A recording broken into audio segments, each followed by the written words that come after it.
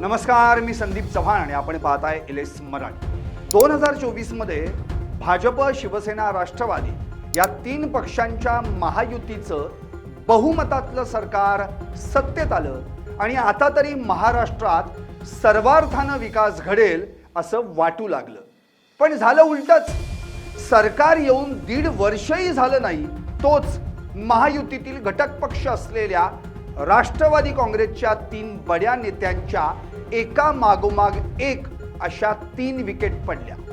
धनंजय मुंडे, माणिकराव कोकाटे आणि रुपाली चाकणकर। मुंडे आणि कोकाटेंना मंत्रिपदावरून पायउतार व्हावं लागलं, तर चाकणकरांना महिला आयोगाच्या अध्यक्षपदावर। 1.5 वर्षात राष्ट्रवादीच्या 3 बड्या नेत्यांचा राजीनामा। आधी मुंडे, मग कोकाटे आणि आता चाकणकर। तिन्ही नेते सुपर डुपर हिट, पण तिघांचीही हिट विकेट। नमस्कार, मी संदीप आणि आपण पाहताय LS मराठी। राज्यात दर 5 वर्षांनी होणाऱ्या सत्ता स्पर्धेची ट्रॉफी मिळवण्यासाठी राजकीय मैदानात महायुती वर्सेस महाविकास आघाडी असे 2 संघ उतरले। महायुतीनं सत्ता स्पर्धा जिंकली आणि चांगला परफॉर्मन्स दाखवलेल्या राजकीय खेळाडूंची मंत्रिमंडळात वर्णी लागली। त्यात अजितदादांच्या राष्ट्रवादीच्या खेळाडूंनीही स्थान मिळवले। मात्र हे स्थान टिकवण्यासाठी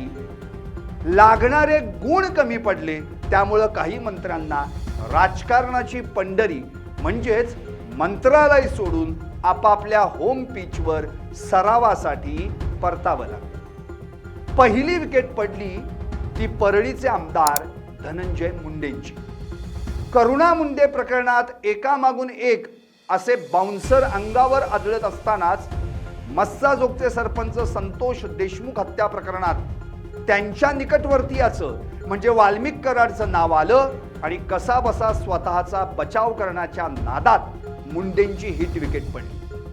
अन्न नागरी पुरवठा व ग्राहक संरक्षण मंत्रीपदी 15 डिसेंबर 2024 रोजी विराजमान झालेल्या मुंडेंना 4 मार्च 2025 रोजी म्हणजे अवघ्या 2 महिने 17 दिवसांनी आपल्या परळीच्या निवासस्थानी परतावं लागलं।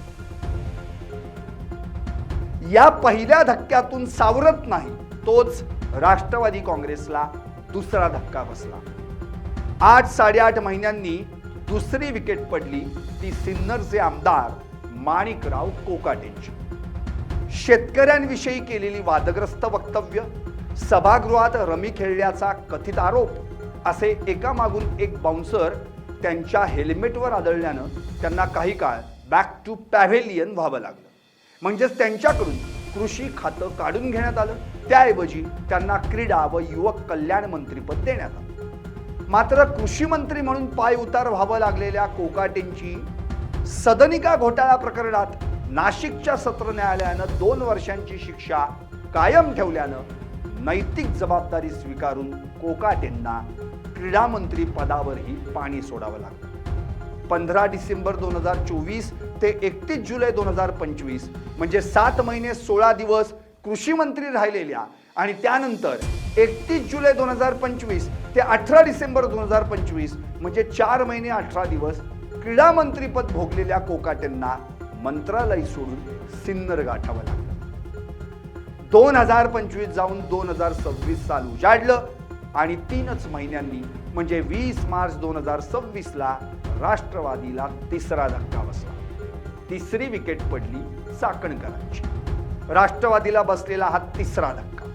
15 ऑक्टोबर 2024 रोजी राज्य महिला आयोगाच्या अध्यक्षपदाची सूत्र हाती घेतलेल्या रुपाली चाकणकर यांचा नाशिकचा भोंदूबाबा कॅप्टन अशोक खरात प्रकरणात राजीनामा झाला आणि चाकणकरांना हिट विकेट व्हावं लागलं। एकूणच काय तर मुंडे, कोकाटे, चाकणकर तिघेही मातब्बर राजकीय खेळाडू, तिघेही आपापल्या राजकीय परिक्षेत्रात सुपर डुपर हिट, पण नको त्या मॅटरमुळं या तिन्ही बॅटरची हिट विकेट पडली। आता हिट विकेट म्हणजे काय तर स्वतःच्या चुकीमुळे स्वतःचीच विकेट स्वतःहून काढणे। या तिघांच्या बाबतीत नेमकं हेच घडलं। यालाच म्हणतात दैव देतं आणि कर्म नेतं। तुम्हाला काय वाटतं व्हा व्यक्त आणि पाहत रहा LS मराठी फक्त.